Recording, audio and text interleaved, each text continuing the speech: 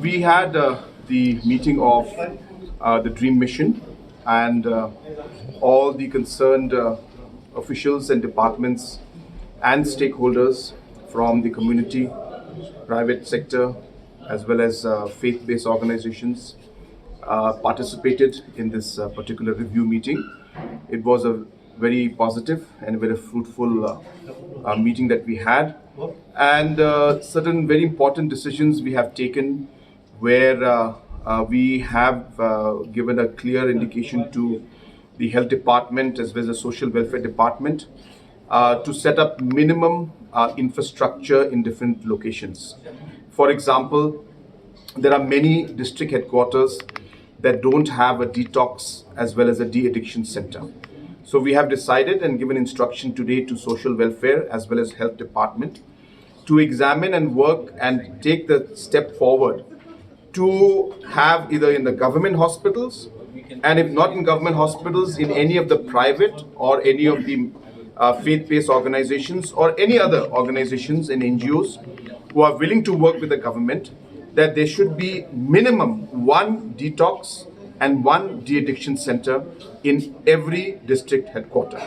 At the same time, we have also worked towards ensuring that the manpower required to run these places is also there in place, and hence the training required to train our doctors and nurses. That decision also has been taken today, and we are hopeful that in the next 3 months to 4 months, we should be able to set up detoxing as well as de-addiction centers fully functional in all the district headquarters. At the same time, there were a lot of suggestions that came in from the different stakeholders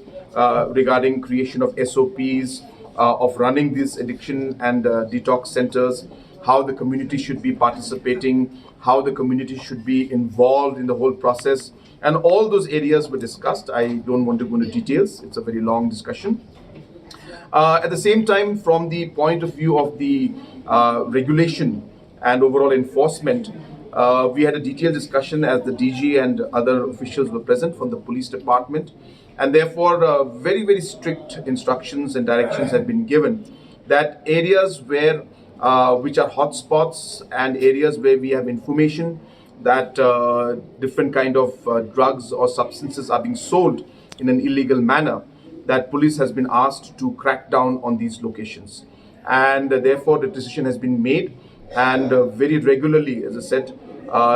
surprise visits and checks will be made by the police,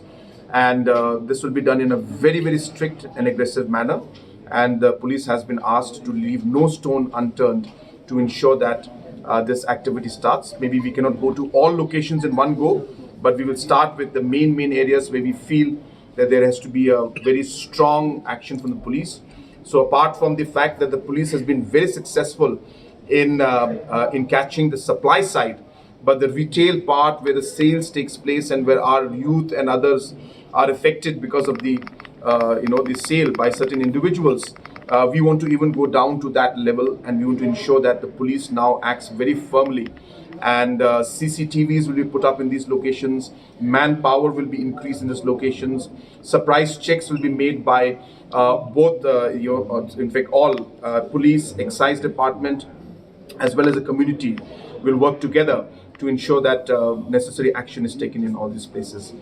So discussions like these took place, and of course there were many more suggestions. I don't think I'll be able to share all of them, but the message is very clear that we are very, very firm on ensuring that the action against drugs is a very firm one.